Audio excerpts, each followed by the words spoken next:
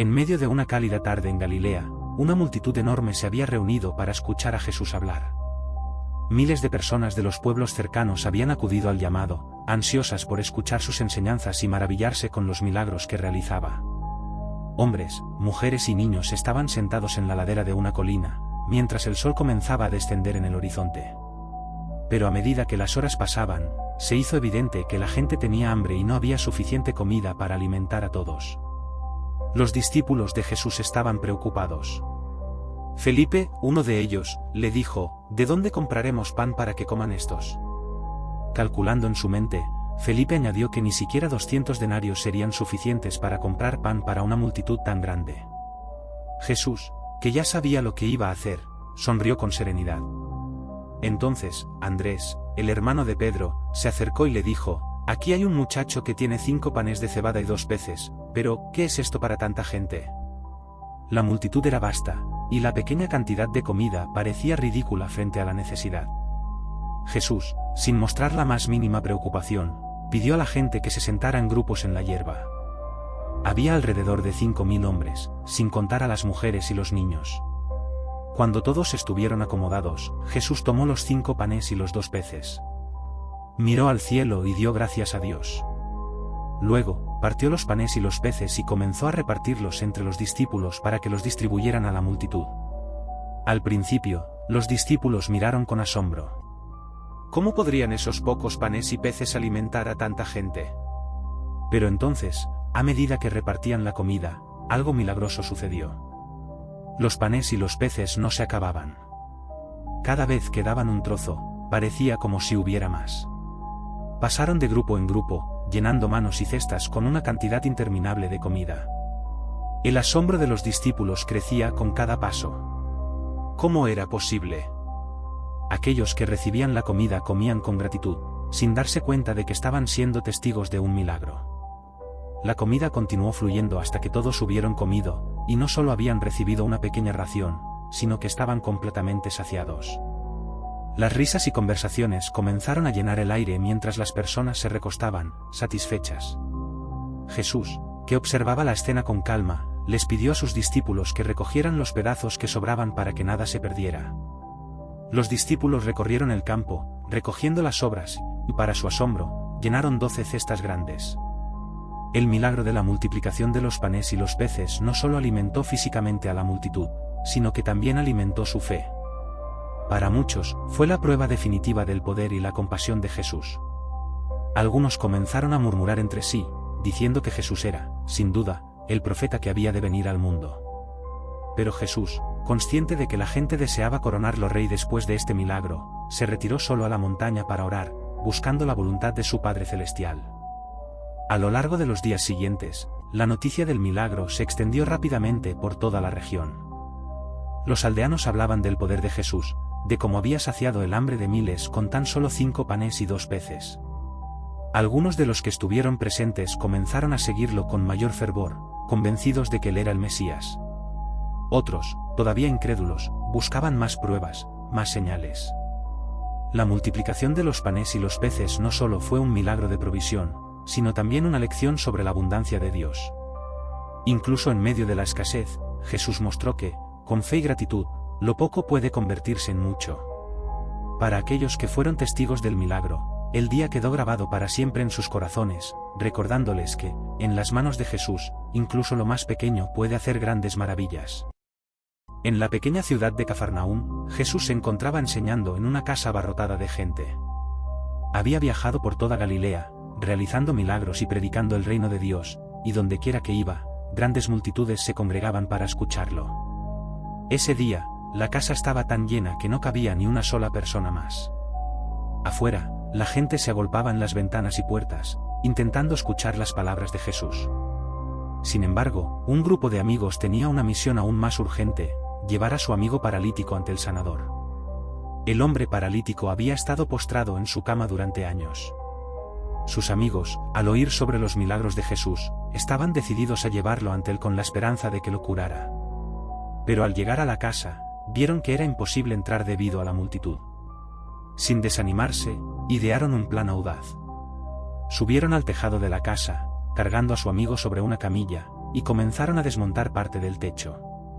Con cada piedra y trozo de barro que quitaban, la multitud dentro de la casa empezaba a murmurar, preguntándose qué estaba sucediendo. Finalmente, hicieron una abertura lo suficientemente grande como para bajar la camilla con el paralítico hasta el interior de la casa, justo enfrente de Jesús. La gente miraba con asombro, y algunos probablemente se indignaron por la interrupción, pero Jesús, al ver la fe de los amigos del paralítico, sonrió con compasión. Él sabía lo que estaban pidiendo, no solo con sus palabras, sino con sus acciones. Al ver a ese hombre, postrado y vulnerable, Jesús le dijo: «Hijo, tus pecados te son perdonados». Las palabras de Jesús causaron un revuelo entre los escribas y fariseos que estaban presentes. En sus corazones, comenzaron a murmurar: «¿Quién es este que blasfema? ¿Quién puede perdonar pecados sino solo Dios?». Jesús, conociendo sus pensamientos, los miró con firmeza y les preguntó: «¿Por qué piensan mal en sus corazones? ¿Qué es más fácil, decir, tus pecados te son perdonados, o decir, levántate, toma tu camilla y anda? Pues para que sepan que el Hijo del Hombre tiene autoridad en la tierra para perdonar pecados, te digo», dirigiéndose al paralítico: «Levántate, toma tu camilla y vete a tu casa». La tensión en la habitación era palpable. La multitud esperaba en silencio, con los ojos fijos en el paralítico. Entonces, para asombro de todos, el hombre, que había estado paralizado durante años, comenzó a moverse. Primero, flexionó sus manos, luego sus brazos, y, con un esfuerzo visible, se levantó. Los murmullos de incredulidad se convirtieron en exclamaciones de asombro. El hombre, ahora completamente erguido, recogió su camilla, tal como Jesús le había instruido, y salió de la casa caminando, dejando atrás a una multitud boquiabierta. La noticia de este milagro se extendió rápidamente por toda la ciudad. Las personas que habían presenciado la sanación hablaban de la autoridad de Jesús no solo para sanar el cuerpo, sino también para perdonar los pecados. Muchos comenzaron a creer que Jesús no era solo un profeta, sino el mismo Hijo de Dios.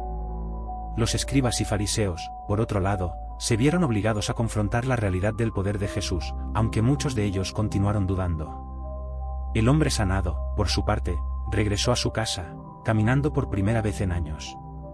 La alegría en su corazón era indescriptible.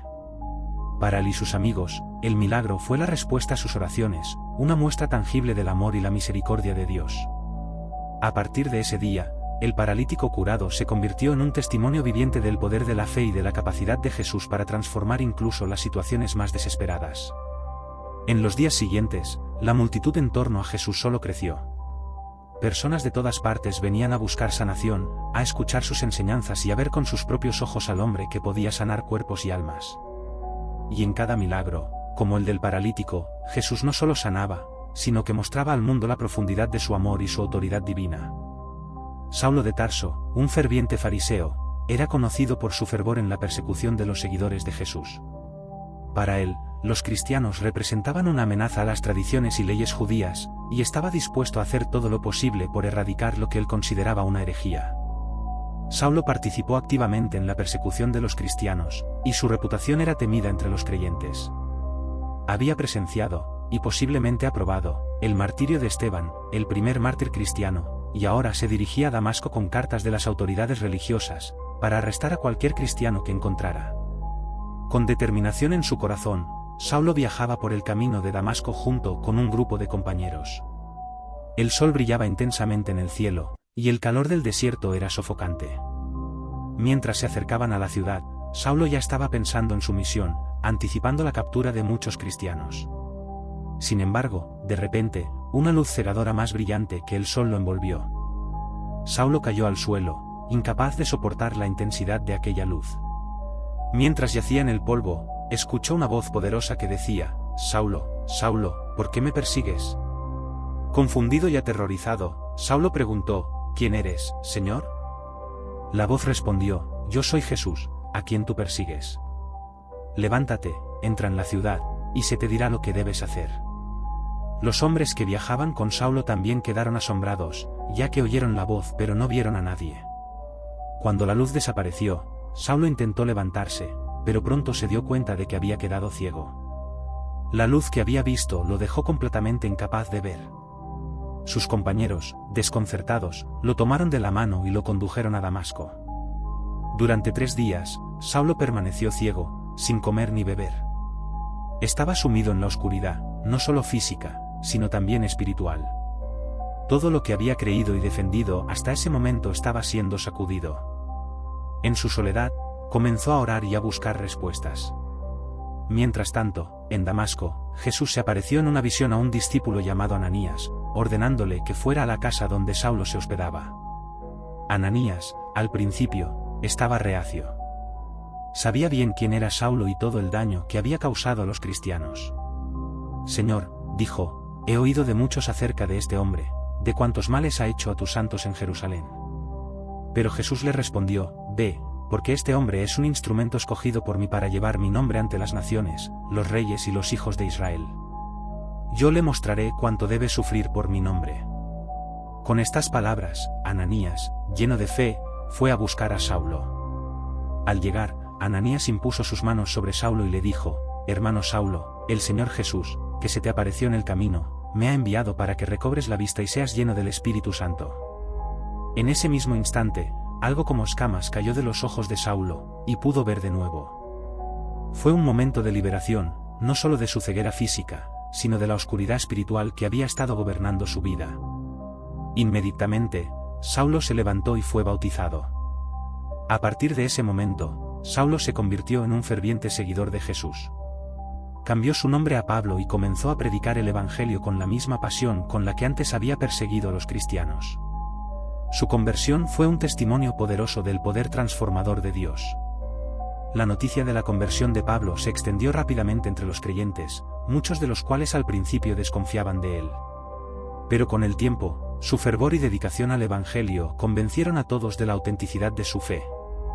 Pablo se convirtió en uno de los más grandes apóstoles del cristianismo. Viajó por todo el mundo mediterráneo, fundando iglesias y escribiendo cartas a las comunidades cristianas que hoy forman una gran parte del Nuevo Testamento. Su vida fue una demostración viviente del poder de la gracia de Dios, que puede transformar incluso a los más obstinados enemigos en sus más grandes defensores.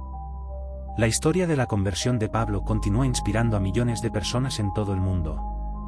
Nos recuerda que nadie está más allá del alcance de la misericordia de Dios y que, incluso en los momentos más oscuros, Él puede llamar a cualquiera para servir en su misión. En el pequeño pueblo de Pietrelcina, en el sur de Italia, nació un niño llamado Francesco Furioni, quien más tarde sería conocido como el Padre Pío. Desde temprana edad, Francesco mostró una devoción profunda por Dios, y a los 15 años ingresó en el monasterio capuchino para convertirse en sacerdote. A medida que crecía, también lo hacía su fama de santidad. Sin embargo, fue en 1918 cuando comenzaron a ocurrir los eventos más extraordinarios de su vida, eventos que lo convertirían en una figura mundialmente venerada. Un día, mientras el Padre Pío rezaba en el coro de la iglesia de San Giovanni Retando, comenzó a experimentar un dolor indescriptible en sus manos, pies y costado. Al mirar sus manos, quedó atónito al ver que estaban marcadas con los estigmas, las mismas heridas que sufrió Jesús en la crucifixión. Estas heridas sangraban, pero a pesar del dolor, nunca se infectaban. Este milagro, conocido como los estigmas, causó una gran conmoción entre los fieles y el clero. La noticia de los estigmas del Padre Pío se extendió rápidamente, y pronto miles de personas acudieron a San Giovanni Retando para ver al sacerdote que llevaba las marcas de Cristo en su cuerpo. Muchos vinieron buscando milagros, y no fueron decepcionados. Se decía que el Padre Pío tenía el don de la bilocación, lo que significa que podía estar en dos lugares al mismo tiempo. Varias personas afirmaron haberlo visto en diferentes partes del mundo mientras él permanecía físicamente en su monasterio. Además de los estigmas y la bilocación, el Padre Pío también era conocido por sus habilidades para leer los corazones de las personas. Muchos que se confesaban con él salían sorprendidos al ver que el sacerdote conocía detalles íntimos de sus vidas, incluso aquellos que nunca habían revelado a nadie. Esta capacidad de discernir los pensamientos y las intenciones de las personas convenció a muchos de su santidad. Uno de los milagros más documentados del Padre Pío ocurrió cuando una joven ciega llamada Gemma di Giorgi fue a verlo. Gemma había nacido sin pupilas, y por lo tanto, era completamente ciega. A pesar de los pronósticos médicos, su familia la llevó a San Giovanni Retando con la esperanza de que el Padre Pío pudiera interceder por su curación. Cuando la niña se acercó a él, el Padre Pío la bendijo y le dijo, «No te preocupes, todo irá bien». Poco después, Gemma comenzó a ver, a pesar de que sus ojos seguían sin tener pupilas. Este milagro fue solo uno de los muchos que se atribuyeron al Padre Pío a lo largo de su vida. Las multitudes que acudían al continuaban creciendo, y su fama se extendió por todo el mundo. Sin embargo, el Padre Pío, humilde y siempre reacio a la atención, insistía en que él no era el autor de estos milagros, sino que todo era obra de Dios. Pasaba horas cada día en oración y confesando a los fieles, soportando el dolor de los estigmas con paciencia y devoción. El Vaticano inicialmente fue cauteloso con respecto a los estigmas y las otras supuestas habilidades milagrosas del Padre Pío. Durante años, fue sometido a investigaciones y exámenes médicos, pero nunca se encontró una explicación natural para las heridas ni para los milagros que se le atribuían. Finalmente, en 1968, el Padre Pío falleció, y, curiosamente, en el momento de su muerte, los estigmas desaparecieron por completo de su cuerpo, sin dejar cicatrices. Después de su muerte, el Padre Pío fue canonizado en 2002 por el Papa Juan Pablo II, quien también había sido testigo de su santidad. Hoy en día, millones de peregrinos viajan cada año a San Giovanni Retando para visitar el lugar donde vivió y está enterrado. Su vida y sus milagros continúan inspirando a creyentes de todo el mundo, recordándonos que, en tiempos de oscuridad, Dios sigue obrando a través de aquellos que se entregan completamente a su servicio. En 1858, en el pequeño pueblo de Lourdes, en el suroeste de Francia, una joven campesina llamada Bernadette Soubirous tuvo una serie de visiones que cambiarían su vida y el destino del pueblo para siempre. Bernadette, que provenía de una familia humilde y sufría de asma, era conocida por su sencillez y devoción.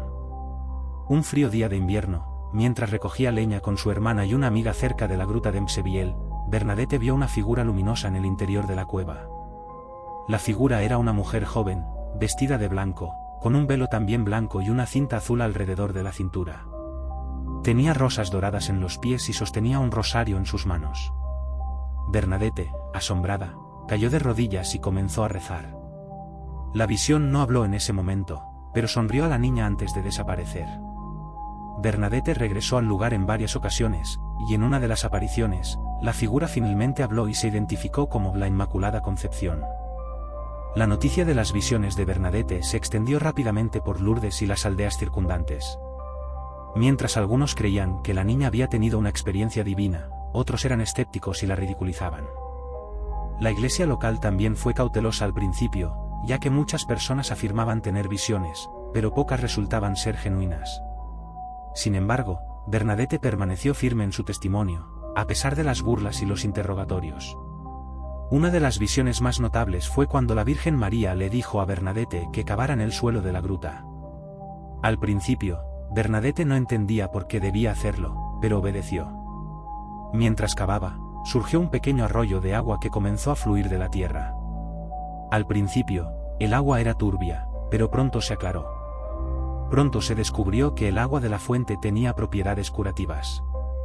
Los enfermos comenzaron a bañarse en el agua, y sorprendentemente, muchos informaron haber sido curados de diversas enfermedades. Uno de los primeros milagros ocurrió cuando un hombre llamado Louis Bourriet, que había perdido la vista en un ojo debido a un accidente de trabajo, se lavó con el agua de la fuente. Poco después, recuperó la visión en ese ojo. Este y otros milagros fueron investigados por las autoridades eclesiásticas, y con el tiempo, la Iglesia reconoció la autenticidad de las apariciones y las curaciones. A medida que la fama de Lourdes crecía, miles de peregrinos comenzaron a llegar al santuario en busca de sanación física y espiritual. La fuente de la gruta se convirtió en un lugar de oración y esperanza, donde los enfermos y afligidos venían a buscar el consuelo de la Virgen María. Se construyeron iglesias y capillas alrededor de la gruta para albergar a los peregrinos, y el pequeño pueblo de Lourdes se transformó en uno de los centros de peregrinación más importantes del mundo. El propio Papa Pío IX, después de investigar el caso, declaró la autenticidad de las apariciones en 1862. A partir de entonces, Lourdes se convirtió en un símbolo de la intervención milagrosa de Dios a través de la Virgen María. Hoy en día, millones de personas visitan Lourdes cada año, y el santuario continúa siendo un lugar donde la fe y la esperanza se renuevan para aquellos que buscan un milagro. Uno de los aspectos más notables de Lourdes es el hecho de que, hasta la fecha, más de 70 curaciones han sido reconocidas oficialmente como milagros por la Iglesia, aunque muchas más personas han experimentado sanaciones no oficiales. El rigor con el que la Iglesia investiga estos casos es impresionante, ya que cada cura debe ser completa, inmediata y no explicable por la medicina. Lourdes sigue siendo un recordatorio de que, incluso en el mundo moderno, los milagros son posibles para aquellos que creen.